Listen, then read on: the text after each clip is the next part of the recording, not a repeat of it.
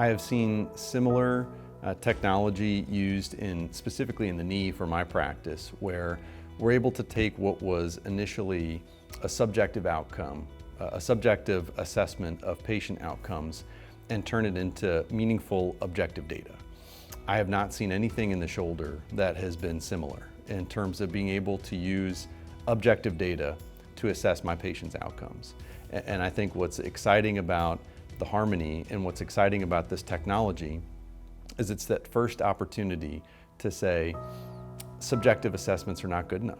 I won't accept moving forward that a patient has 4 out of 5 strength or has a certain subjective range of motion assessment. I'd like to know the numbers. I'd like to see the degrees. I'd like to see the Newton meters of force.